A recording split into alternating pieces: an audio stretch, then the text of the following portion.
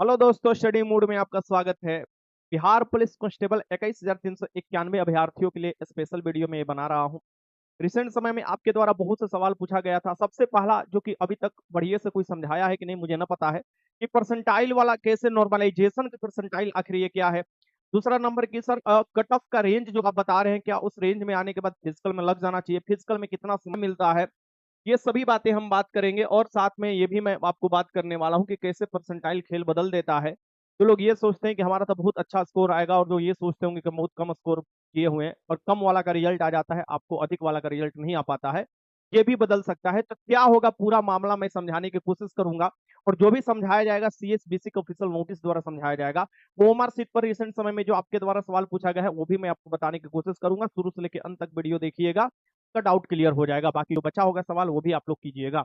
चलिए यहाँ से हम शुरुआत करते हैं और आपको एक एक चीज मैं आपको बताते चल रहा हूँ। सबसे पहले मैं आपको ऑफिशियल, आपको जो नोटिस है उसे निकालता हूँ, और जो आपका एग्जाम हुआ था ये सबसे पहले आपको जानना जरूरी है। यानी कि इसके बिना आप नहीं अंदाजा लगा सकते कि क्या एग्जाम में होने वाला है। तो 7 अगस्त को, 11 अगस्त को, 18 अगस्त को, 21 अगस्त को, 25 अगस्त को और 28 अगस्त को लगभग सभी दिन सामान्य अभ्यर्थी बुलाए गए थे। 2,97,000 के करीब अभ्यर्थियों को, लगभग 3 लाख आप कह सकते हो कि एक शिफ्ट में बुलाया जा रहा था। और ये आपको टोटल इतने शिफ्ट में आपका एग्जाम कंडक्ट कराया गया है। बढ़िया से एग्जाम हो गया, ऑफलाइन एग्जाम हुआ है, यानी ओएमआर सीट पर एग्जाम कंडक्ट कराया गया है। सभी को पता है कि एग्जाम देकर आ गए हैं। बहुत से लोगों ने क्वेश्चन मिलाया, बहुत सी जगह का क्वेश्चन मैंने अलग अलग ग्रुप बना दिया कि आप उसमें शेयर कर सकते हैं खुद से भी, और आप वहां पर क्वेश्चन शेयर कीजिएगा तो एक दूसरे के क्वेश्चन देखकर अंदाजा मिल जाएगा कि कितना आपका स्कोर आ रहा है। हम यहाँ पर बात करेंगे एक चीज का, जो आप लोग के द्वारा बार बार पूछा जा रहा था, बड़ी स्क्रीनशॉट आप लोग भेज रहे थे कि इसका मतलब क्या है। बहुत लोग तो ये भी पता भी नहीं है कि अभी भी परसेंटाइल लागू है। परसेंटाइल बहुत ही जरूरी था। हम लोग तो नॉर्मलाइजेशन की मांग किए थे, लेकिन परसेंटाइल और भी एक्यूरेसी ला देता है नॉर्मलाइजेशन में। इससे क्या हुआ था, इससे पहले जब 8415 का रिजल्ट हुआ था, तो उसमें देखिएगा एक शिफ्ट में टोटल 22,000 रिजल्ट हो जाता है, और उसी का मॉर्निंग शिफ्ट में देखिएगा मात्र 800 रिजल्ट होता है। इसी से अंदाजा लगाइए। और ये जो 800 रिजल्ट हुआ था, इसमें मैक्सिमम लड़कियों का रिजल्ट हुआ था, क्योंकि उनका सीट आरक्षित था। ये 22,000 में जो रिजल्ट हुए थे, वो आपको आंसर की चेपने वाले 8415 में, यानी कि आपको इसमें बड़े स्तर की धांधली देखने को मिला था। और जिसके कारण रिजल्ट हुआ, और पढ़ने वाले अभ्यर्थी इसमें फिजिकल में जाकर बाहर हो जाते हैं, क्योंकि मेरिट भागता है ना फिजिकल में। आप देखिएगा फिजिकल पर मेरिट बनता है। हम यहाँ पर जो आप बात करने वाले हैं कि ये चीज आपको ध्यान से पढ़ने की जरूरत है। मेधा निर्धारण हेतु बहुस्तरीय परीक्षाओं के लिए, बहुस्तरीय परीक्षाएं मैंने समझ रहे, एक एक स्तर का, यानी एक स्तर सामान्य है, उससे हार्ड स्तर से भी हार्ड, यानी अलग अलग स्तर की जो परीक्षाएं होती हैं, यानी बहुस्तरीय परीक्षाओं के लिए सामान्यकृत नॉर्मलाइजेशन। देखिए, इससे पहले आप समझिए एग्जाम के रिजल्ट कैसे आते थे। मान लीजिए आप लड़के हैं, टोटल 100 मार्क्स का आपका एग्जाम होता है। इसमें से आपने 60 मार्क्स लाया, यानी 60 मार्क्स लाया, और आपका कटअप बन गया, यानी आप मान लीजिए कि जनरल कैटेगरी अंतर्गत है, आपका कटअप बन गया 64। ठीक, तो आपका सिलेक्शन नहीं हुआ, यानी अनरिजर्व जिसे हम जनरल कहते हैं। और वहीं आप मान लीजिए कि आपने 60 मार्क्स लाया और आप ईबीसी के अंतर्गत आते हैं, ईबीसी के अंतर्गत आते हैं, और आपका 56 गया कटअप, तो आपका रिजल्ट बन गया। और इसमें आप कहिए कि सर जी, तो ये तो एबीसी में हमारा रिजल्ट बना, जनरल में कैसे बनेगा। तो बाय द वे, मान लीजिए आपने 60 मार्क्स लाया और यूआर में कट चला गया यहाँ पर 58, आपका रिजल्ट किस में बन गया, यूआर में, यानी कि जो अनरिजर्व सीट है उसमें आपका रिजल्ट बन गया। यही प्रोसेस अपनाए जाते थे, यानी टोटल आप मार्क्स देखा जाता था कि 100 मार्क्स में आपका कितना मार्क्स है, और उस अनुसार आपको लड़कों को ऊपर से चूज कर लिया जाता था। मान लीजिए कि 10 लाख लड़के हैं, 10 लाख में मान लो कि रिजल्ट जो देना था ये 42,000 रिजल्ट देना था, तो ऊपर से जो अच्छा स्कोर किए हैं कैटेगरी वाइज सभी मिलाकर, उन 42,000 लड़कों को चूज कर लिया जाता था। परसेंटाइल से पहले ये तो आपको परसेंटेज आप कह सकते हैं, या मार्क्स आप कह सकते हैं, इस तरीके से आपका रिजल्ट दिया जाता था। आ गया है सामान्यकृत। सबसे पहले सामान्यकृत समझते हैं, नॉर्मलाइजेशन समझते हैं। ठीक, यानी आप जानते हो, ये देख सकते हो कि आपका जो एग्जाम हुआ है अलग अलग डेट में हुआ है, अलग अलग पेपर हुआ है अलग अलग डेटों में। यहाँ पर आपका एग्जाम जो हुआ है 7 तारीख को, 11 तारीख को, 18, 21, 25, 28, तो इसमें आपको ये होना चाहिए कि डिस्ट्रिक्ट वाइज भी आपको अलग अलग पेपर है। तो आपको बहुत पेपर तैयार किया गया था, अलग अलग आपको देखिएगा जोन में बांटकर पेपर तैयार किया गया था। उसका लेवल भी अलग अलग था। इस हिसाब से आप देखिएगा जो आपको परसेंटाइल होगा अलग अलग होगा। और आपको जब अलग अलग पेपर का लेवल होगा, तो परसेंटाइल भी अलग अलग होगा। उसके लिए सबसे पहले नॉर्मलाइजेशन की विधि अपनाया जाता है। नॉर्मलाइजेशन क्या होता है sir ji, by the way, मान लो कि तुम्हारा 7 तारीख का एग्जाम था, तुम्हारे एग्जाम देने गए, तो बहुत से लोग एवरेज जो है 70 प्लस कर आ रहे हैं, 70 प्लस स्कोर कर आ रहे हैं। और मान लो कि इसका 11 तारीख का एग्जाम है, उन्होंने गया एग्जाम देने के लिए, और यहाँ पर मात्र 55 प्लस कर आ रहे हैं मार्क्स, यानी एवरेज में 55 प्लस मार्क्स आ रहे हैं। यानी कि ये कहीं ना कहीं ये दर्शा रहा है कि उतना ही लड़के एग्जाम दे रहे हैं। लेकिन लेवल इसका हार्ड है तभी तो 55 प्लस ही कर पा रहे हैं। तो इसको क्या किया जाएगा कि 55 प्लस को बढ़ाया जाएगा, यानी इनका मार्क्स इंक्रीज किया जाएगा, और हो सके तो 70 वाला को या तो स्थिर रखा जाएगा या इसको नीचे भी किया जाता है, यानी मार्क्स घटता भी है। रेलवे में आपको घटा भी है मार्क्स नॉर्मलाइजेशन में, इस बात को ध्यान में रखिएगा। ये घट भी सकता है। हाँ, इसमें ये नहीं है कि आपने सच में जेन्युइन स्टूडेंट है तो ये 7 तारीख वाला का रिजल्ट ही नहीं होगा, ऐसा चीज नहीं होता है। वो सामान्यकृत किया जाता है, उसके बाद परसेंटाइल लागू किया जाता है। ध्यान में रखिएगा, पहले सामान्यकृत किया जाएगा मार्क्स आपका, उसके बाद जो मार्क्स आएगा उसमें परसेंटाइल विधि लागू किया जाएगा। वो कैसे किया जाएगा, चलिए वो मैं आपको बता देता हूँ। देखिए, बाय द वे मान लीजिए कि आपके एग्जाम देने गए, उसमें 1 लाख लड़कों को बुलाया गया एग्जाम देने के लिए। मान लीजिए 80,000 लड़के हैं, 80,000 लड़के एग्जाम देने के लिए, यानी जो 80,000 लड़के अपीयर्ड हुए एग्जाम में, और इसमें से आपका अगर मान लीजिए कि 100 मार्क्स का आपने एग्जाम दिया है और यहाँ पर तुमने 60 मार्क्स गेन किया है। हाइपोथेटिकली मानकर चलो यहाँ पर तुमने 60 मार्क्स गेन किया है और एग्जाम कितना का हुआ है, 100 मार्क्स का हुआ है। हम देखेंगे कि यहाँ पर ध्यान में रखने वाली चीज है कि 60 मार्क्स के नीचे वाले कितने लड़के हैं।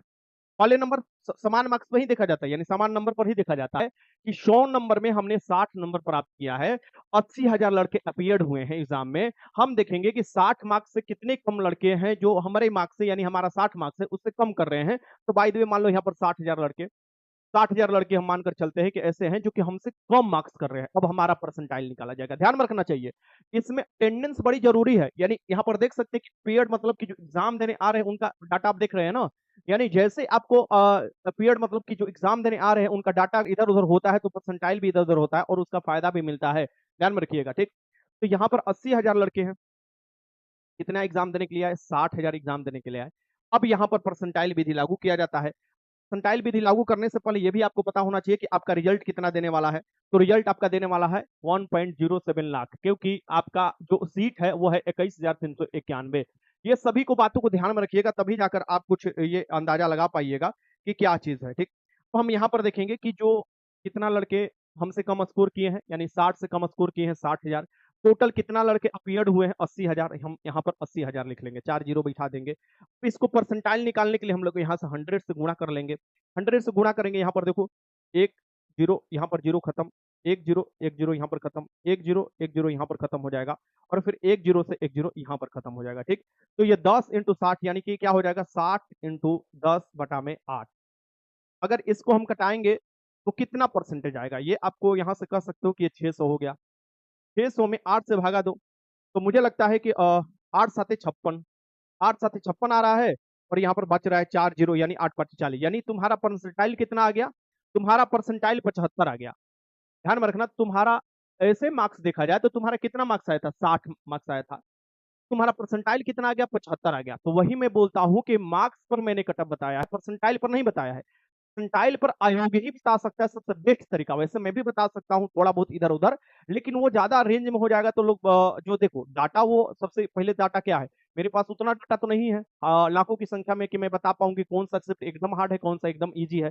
इसलिए मैं बता रहा था कि रो मार्क्स पर मैंने आपको जो बताया था कटअप, सेफ एक्सपेक्टेड कटअप, कि आप लोग पैर खोल लीजिए, दौड़ने स्टार्ट कर लीजिए, इसमें मेरा कोई फायदा नहीं है, का फायदा है। वैसे नया बैच जो है 20,000 नई भर्ती के लिए 5 सितंबर से स्टार्ट हो रहा है, विजेता बैच है, एप्लीकेशन पर जाइए स्टडी मोड पर, वहां से जाकर आप बैच ज्वाइन कर सकते हैं, ठीक।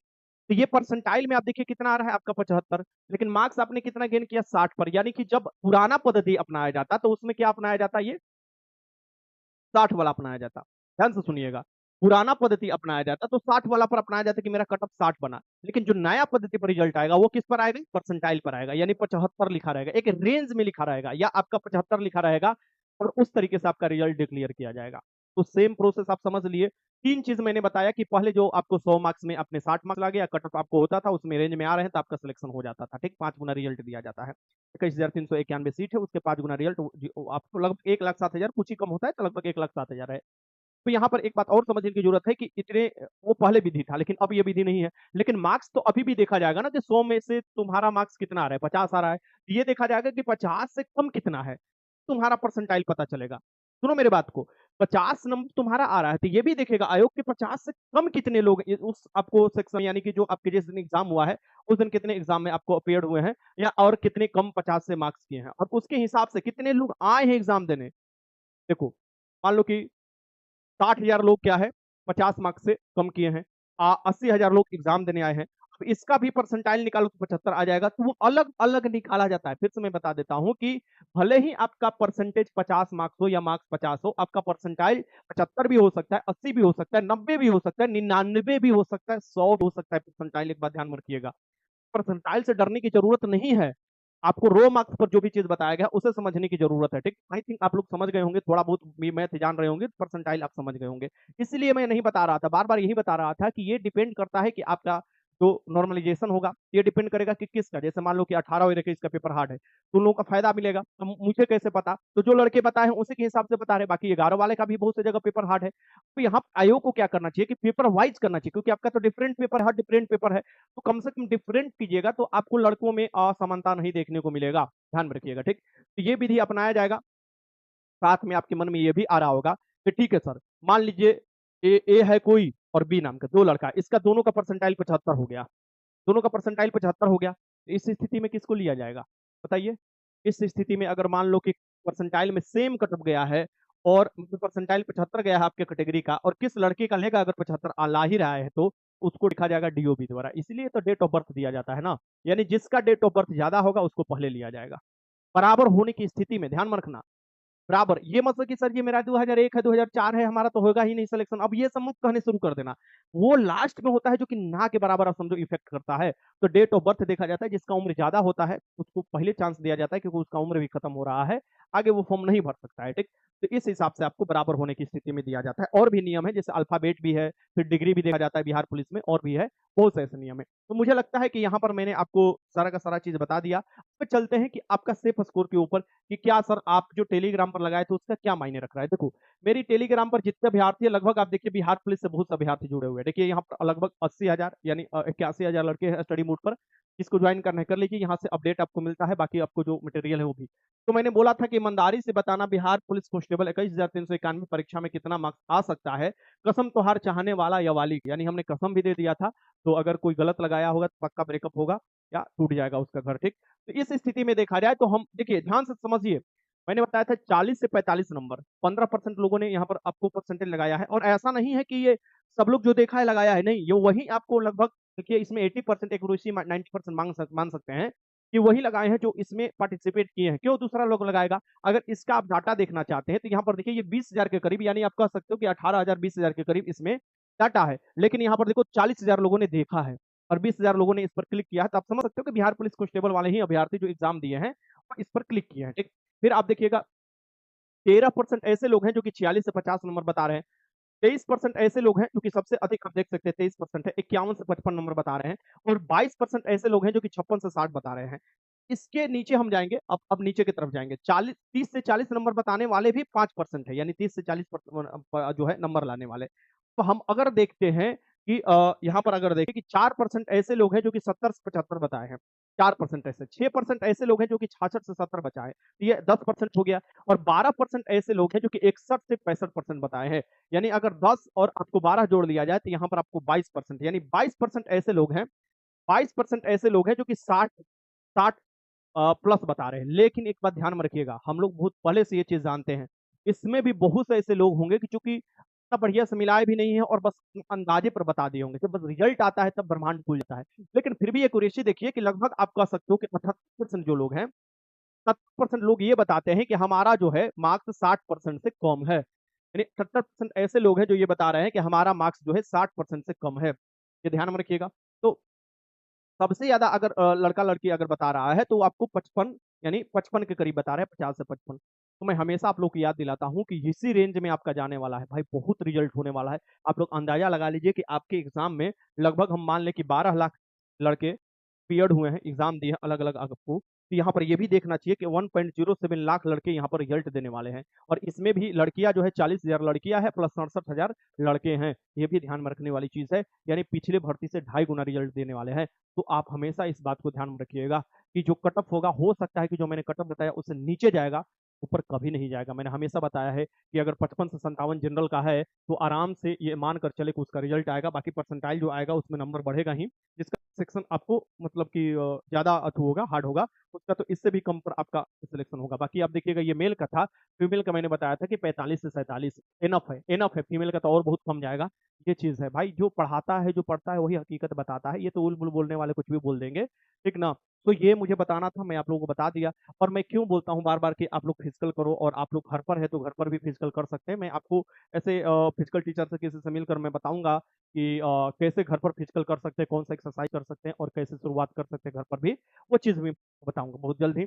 मेरा मकसद ये है कि आप लोग का रिज़ल्ट हो रहा है तो उसको मतलब नज़रअंदाज़ आप लोग मत करो कि जो गलती आदमी करता है उस गलती से आप लोग को क्या करना चाहिए, सीख लेना चाहिए, ये नहीं कि वही गलती करना चाहिए। चलो हम बात कर लेते हैं फिज़िकल डे कि फिज़िकल कब तक होगा। देखो, जब भी फिज़िकल होता है बहुत कम समय मिलता है रिज़ल्ट के बाद। देखो रिज़ल्ट में भी समय लगेगा आपका लास्ट अक्टूबर तक आपको देखिए, या नवंबर भी हो सकता है फर्स्ट वीक तक आपका रिज़ल्ट हो सकता है, क्योंकि बहुत ज़्यादा रिज़ल्ट तैयार करना है, ओमार शीट चेक करना है।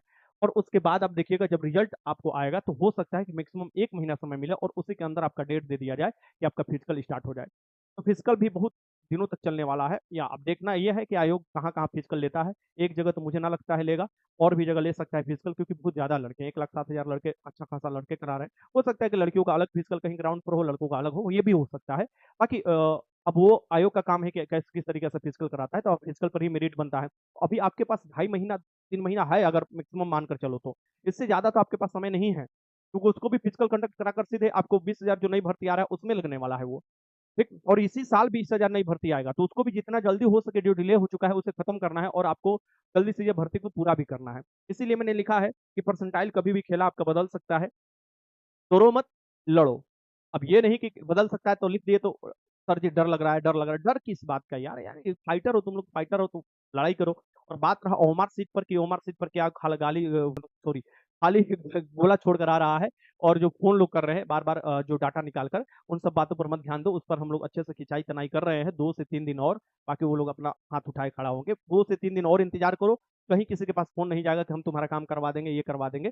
2 से 3 दिन, मैक्सिमम 4 दिन, फिर उसके बाद वो बोलेंगे भैया हमसे कुछ नहीं हो पाएगा, क्योंकि अच्छा-अच्छा जाना का खटिया खाड़ होने वाला है, और हो भी रहा है, धीरे-धीरे काम खत्म होने वाला है, ठीक? तो मेरे हिसाब से आप लोग तैयारी में निरंतर लगे रहिएगा, और विजेता बैच जिसे जॉइन करना है कर सकते हैं, एप्लीकेशन पर जाइए, स्टडी मोड का सोमवार से आपका क्लास स्टार्ट होने वाला है, सोमवार की क्लास मैं आपको लूँगा और 2 बजे से। तो तैयारी में भी लगे रहिए, आगे भी जो भी आप तैयारी करते हैं लगे रहिए, जहाँ से भी पढ़ाई करते हैं निरंतर करते रहिए, क्योंकि इस बार बिहार पुलिस एक अलग ही माहौल बनाने वाला है। इस बार जो है सीएस विषय का इतिहास रचने वाला है, और उस इतिहास का पात्र आप भी होंगे। ध्यान में रखिएगा कि फिजिकल निरंतर करते रहिए, अगर आपका अच्छा स्कोर है तो, वरना बहुत कम समय मिलेगा और उस समय में आप सोचिएगा कि मेरिट लिस्ट में आ जाएँगे। मुझे ना लगता है, ठीक? क्योंकि फिजिकल बहुत हार्ड होता है, वो चीज़ मैं दे चुका हूँ, वो चीज़ मैं जानता हूँ कि कितना हार्ड होता है, ठीक? वीडियो अच्छा लगा तो लाइक कीजिएगा, कोई भी डाउट हो कमेंट बॉक्स में लिख सकते हैं। वीडियो देखने का बहुत-बहुत धन्यवाद। जय हिंद।